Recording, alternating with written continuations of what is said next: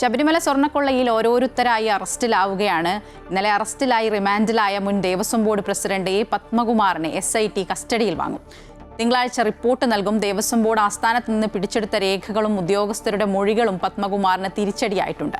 Remand റിപ്പോർട്ടിലും പത്മകുമാറിന്റെ ഇടപെടൽ SIT വ്യക്തമാക്കിയിട്ടുണ്ട്. കൂടുതൽ വിവരങ്ങളുമായി ആതിര ചേരുന്നുണ്ട്. ആതിര, ഇനിയിപ്പോൾ ഇതിന് പിന്നിലാര്? ഈ എ പത്മകുമാറിന് ശേഷം ഇതിന് സഹായം ചെയ്തവരാരോ, അല്ലെങ്കിൽ പത്മകുമാർ മാത്രമാണോ ഇതിൽ പ്രധാന ഗൂഢാലോചനയിൽ ഉണ്ടായിരുന്നത്? ഇതൊക്കെ പുറത്തു വരാനുണ്ട്. ചോദ്യം ചെയ്യലിലാണ് ഇതൊക്കെ പുറത്തു വരിക. എന്തൊക്കെയാണ് ഇത് സംബന്ധിച്ച നിർണായക വിവരങ്ങൾ?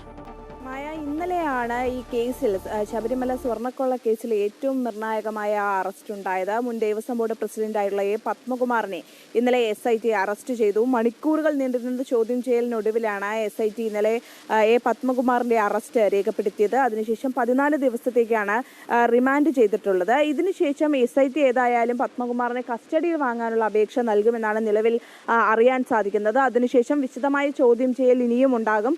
ആ ചോദ്യം ചെയ്യലിലായിരിക്കും ഈ ഉദ്യോഗസ്ഥരിൽ നിന്നും അതുപോലെ തന്നെ ഉണ്ണികൃഷ്ണൻ പോറ്റിയിൽ നിന്നും ഒക്കെ തന്നെ അവരുടെ മൊഴിയുടെയൊക്കെ അടിസ്ഥാനത്തിലാണ് കഴിഞ്ഞ ദിവസം ഉണ്ടായ ചോദ്യം ചെയ്യലിന് ശേഷം എ പത്മകുമാറിന്റെ അറസ്റ്റ് രേഖപ്പെടുത്തിയത്. ഈ മൊഴികളിലൊക്കെ തന്നെ കൃത്യമായ രീതിയിൽ ഈ ശബരിമല സ്വർണ്ണക്കൊള്ളയുമായി ബന്ധപ്പെട്ട എ പത്മകുമാറിന്റെ ഈ നിർണായകമായിട്ടുള്ള ഇടപെടലൊക്കെ തന്നെ ഈ മൊഴിയുടെ അടിസ്ഥാനത്തിൽ ഇന്ന് ചെയ്ത ചോദ്യം ചെയ്യലിലും ഒക്കെ തന്നെ പുറത്തു വന്നിട്ടുണ്ട്.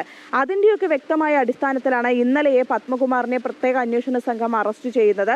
ഏതായാലും ഇനി ഈ നിലവിൽ റിമാൻഡിലുള്ള എ പത്മകുമാറിനെ പ്രത്യേക അന്വേഷണ സംഘം SIT കസ്റ്റഡിയിൽ വാങ്ങും. കസ്റ്റഡിയിൽ വാങ്ങിയതിന് ശേഷമായിരിക്കും ഇനിയും വിശദമായ ഒരു ചോദ്യം ചെയ്യലിലേക്കൊക്കെ തന്നെ കടക്കുക. ചോദ്യം ചെയ്യലിന് ശേഷം ഒരുപക്ഷെ ഇനിയും ഒരു അറസ്റ്റുകളിലേക്കൊക്കെ നീങ്ങാനുള്ള സാധ്യതയുണ്ട്. ഈ തദ്ദേശ തെരഞ്ഞെടുപ്പ് കൂടി അടുത്തിരിക്കുന്ന സാഹചര്യത്തിൽ എ പത്മകുമാറിന്റെ അറസ്റ്റ് എന്ന് പറയുന്നത് അത്രത്തോളം നിർണായകമായിരുന്നു. കാരണം ഉദ്യോഗസ്ഥ തലങ്ങളിലേക്ക് അല്ലെങ്കിൽ ഉന്നതരിലേക്ക് അന്വേഷണം എത്തുന്നില്ല, അവരിലേക്ക് അറസ്റ്റൊന്നും നീങ്ങുന്നില്ല എന്ന തരത്തിലുള്ള ആരോപണങ്ങളൊക്കെ നിലനിൽക്കുന്ന ഒരു സാഹചര്യത്തിലായിരുന്നു വാസുവിന്റെയും അതിനുശേഷം ഇപ്പോൾ എ പത്മകുമാറിന്റെയും അറസ്റ്റ് ഏതായാലും ഉണ്ടായിരിക്കുന്നത്. ഒരുപക്ഷെ പത്മകുമാറിനെ ഇനിയും വിശദമായൊരു ചോദ്യം ചെയ്യലിന് ശേഷം മറ്റ് അറസ്റ്റുകളിലേക്കും മറ്റ് നടപടികളിലേക്കൊക്കെ പ്രത്യേക അന്വേഷണ സംഘം നീങ്ങാനുള്ളൊരു സാഹചര്യമാണ് നിലവിലുള്ളത്.